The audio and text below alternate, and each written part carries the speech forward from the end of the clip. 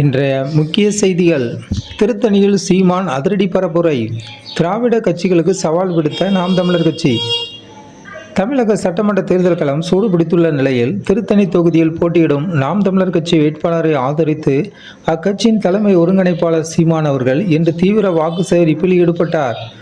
விவசாய சின்னத்திற்கு வாக்கு கோரி அவர் ஆற்றிய உரையின் முக்கிய அம்சங்களை இப்பொழுது விரிவாக பார்க்கலாம். இலவச அரசியலுக்கு முற்றுப்புள்ளி. பிரச்சாரத்தின் தொடக்கத்தில் பேசிய சீமான், திராவிட கட்சிகள் மக்களை தற்காலிக பண உதவிகள் மற்றும் இலவசங்கள் மூலம் ஏமாற்றுவதாக கடுமையாக விமர்சித்தார்.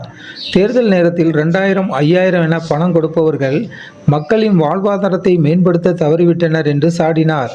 நாம் தமிழர் கட்சி ஆட்சிக்கு வந்தால் இலவசங்களை கொடுத்து மக்களை கையேந்த வைக்காமல் அவர்கள் வாழும் பகுதியிலேயே தற்சார்பு பொருளாதாரத்தின் அடிப்படையில் வேலை வாய்ப்புகள் உருவாக்கப்படும் என்று உறுதியளித்தார். விவசாயம் மற்றும் நீர் மேலாண்மை. விவசாயிகளின் நிலங்களை பறித்து விமான நிலையங்கள் கட்ட துடிக்கும் திராவிட ஆட்சியாளர்களை வீழ்த்த வேண்டியது காலத்தின் அவசியம் என்று அவர் குறிப்பிட்டார். மனிதர்களுக்கு மட்டுமல்லாது அனைத்து உயிர்களுக்கும் தேவையான குடிநீரை இலவசமாக வழங்குவதே தனது இலக்கு என்றும், காடுகளையும் விளைநிலங்களையும் பாதுகாப்பதன் மூலமே வளமான தமிழகத்தை படைக்க முடியும் என்றும் அவர் பேசினார். கல்வி மற்றும் வேலைவாய்ப்பு. கல்வி என்பது காசு உள்ளவர்களுக்கு மட்டுமே என்ற நிலையை மாற்றி ஏழை எளிய மாணவர்களுக்கும் சமமான மற்றும் தரமான கல்வியை இலவசமாக வழங்கப் போவதாக தனது தேர்தல் வாக்குறுதியை முன்வைத்தார். படித்த இளைஞர்களுக்கு அவர்களின் தகுதிக்கேற்ற வேலை மற்றும் முறையான ஊதியம் வழங்குவதன் மூலம் ஒரு சிறப்பான வாழ்க்கை முறையை அமைத்து கொடுப்பதே தமது லட்சியம் என்று குறிப்பிட்டார். பெண்களுக்கு அதிகாரம் மற்றும் சிறுபான்மையினர் பிரதிநிதித்துவம். இந்திய தேர்தல் வரலாற்றிலே ஆணுக்கும் பெண்ணுக்கும் சமமான வாய்ப்பு வழங்கிய ஒரே கட்சி நாம் தமிழர் கட்சி தான் என்பதையும் பெருமையுடன் சுட்டிக்காட்டினார்.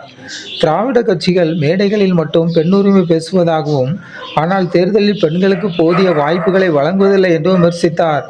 மேலும் சிறுபான்மையினரின் பாதுகாவலர்கள் என்று தங்களை கூறிக்கொள்ளும் கட்சிகள் செய்ய தவறியதை நாம் தமிழர் கட்சி 10 இஸ்லாமியர்களுக்கு சட்டமன்ற தேர்தலில் போட்டியிட வாய்ப்பு கொடுக்கப்பட்டுள்ளதாக கூறினார். திருத்தணியின் சென்டிமெண்ட் மற்றும் வெற்றி முழக்கம். 2016ஆம் ஆண்டு திருத்தணியிலிருந்து தான் தனது அரசியல் பயணத்தின் ஒரு முக்கிய அடையாளமாக வேலேந்திய நிகழ்வு தொடங்கியதை நினைவு கூர்ந்த அவர் மீண்டும் அதே திருத்தணியில் வெற்றி வேலை ஏந்தி தனது வெற்றியை உறுதிப்படுத்தினார். விவசாய சின்னம் உழைக்கும் மக்களின் சின்னம் என்று பாடி வாக்கு சேகரித்த அவர் தமிழகத்தில் ஒரு மாற்றத்தை கொண்டுவர மக்கள் முன்வர வேண்டும் என்று உணர்ச்சி பூர்வமாக வேண்டுகோள் விடுத்தார். வரப்போகுது மாற்றம், சீமான் வந்தால்தான் ஏற்றம் என்ற முழக்கத்துடன் தனது உரையை நிறைவு செய்தார் சீமான்.